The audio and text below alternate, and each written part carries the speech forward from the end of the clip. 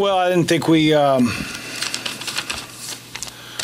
didn't come out with much fire, and I'm disappointed for our fans. I mean, a great environment, and to essentially end the half with no offensive rebounds and let Carolina dismantle us on the glass. I can't tell you how disappointed I am in that effort alone. I thought they were the aggressor. I thought that they won damn near every 50-50 ball in the game. Their pressure really bothered us. We were very stagnant on the offensive end, especially in the first half, and that was a direct reflection of Carolina's extending out in passing lanes. We knew it was coming. We didn't handle it very well, and conversely, we put ourselves in positions where we were trying to defend in transition, backpedaling, simply because they were really shots that had no chance of going in. Our turnovers didn't kill us, but we had some live ball turnovers that obviously resulted in easy, fast break points. But I just thought our entire offense let Carolina push the ball down our throat, and I thought their basketball moved a heck of a lot faster on the offensive end than ours did.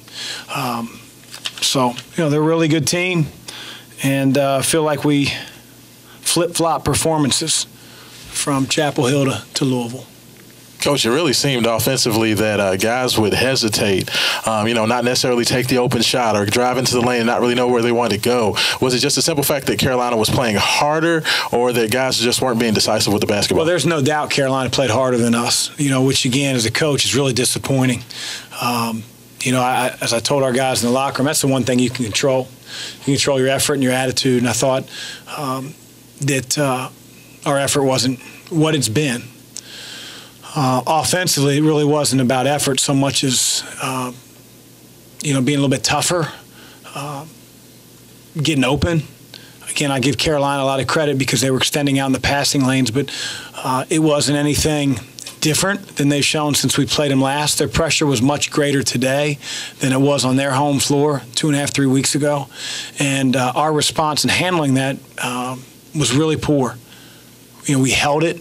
That may have been where you felt like we were hesitating. The ball wasn't moving. Guys weren't driving in the lane, spraying it out and playing off one another.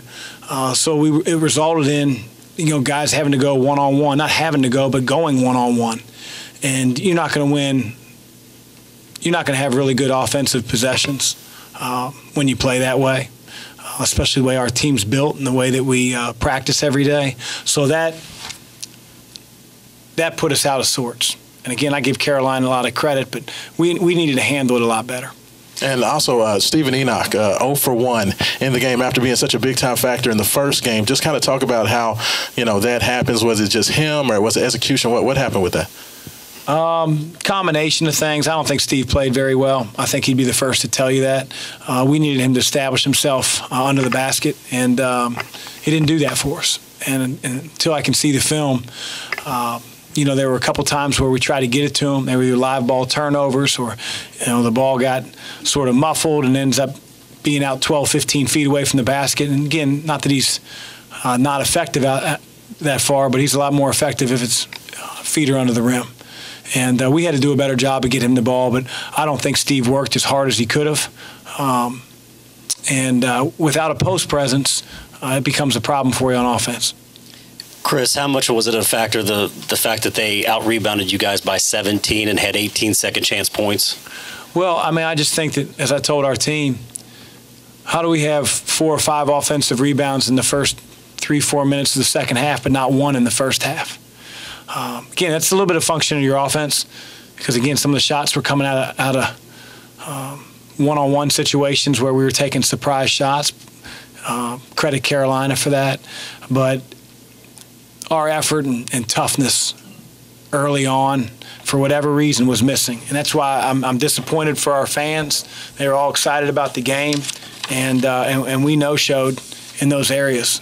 And that hasn't been a sign of our team, but Carolina's really good on the glass. We knew that, but I'd be surprised when I checked the film if we were trying to block out, which is hard to believe. I was actually going to go there. You talked at the first few seconds about you were dismantled on the glass. If you could elaborate just a little bit, is it simply a function of effort at that point, or what were some of the things that were really... Well, I've always been a big believer that when the shot goes up, you block out the person that you've been guarding for the possession. I've tried that and instill that into our team, and it's ebbed and flowed. You know, we've had some games against really good offensive rebound teams that we took away that component of the game, and we've had nights like tonight. We've had nights like NC State, Michigan State, where their will and our concentration level and toughness level, our remembrance of blocking out was absent. That falls on me, because if I haven't conditioned our guys when the shot goes up to find their matchup and block out, then I haven't done my job, or I'm playing the wrong guys. Could you sense a performance like this coming either in practice or warm-ups or anything like that? No, I thought we had a great practice. You know, I felt like the hay was in the barn, and so that's why I'm a little bit, you know, at a loss right now. But it's basketball. We don't have time to feel sorry for ourselves. We got a game in, 36 hours, 48 hours, whatever it is. Chris, first segment of the first.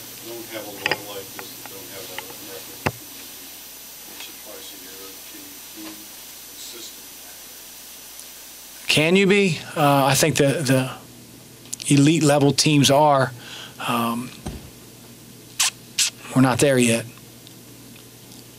Chris, first segment of the second half, I think you guys did win by a point or something, but it felt like maybe a bit of a missed opportunity.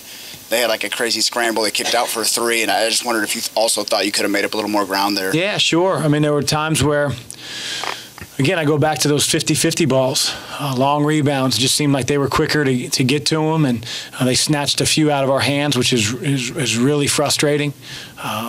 And, you know, I just think that they played like they wanted the game more, which, you know, you're in your own building. You know, you got one of the best teams in the country coming in, regardless of the first result. You know, one would think, but, you know, again, hats off to Carolina. They played really well. Coach, you mentioned just the hustle and effort. Was the play of Dwayne Sutton just kind of where you wanted everybody else to kind of be? Dwayne does that every night, and we just we didn't compete until we were down way too far. You know, we're not playing. I mean, here's the thing: Carolina shoots 6 for 24 from three. You know, they go 2 for 9 in the first half. They don't really shoot a high percentage except, you know, for the game.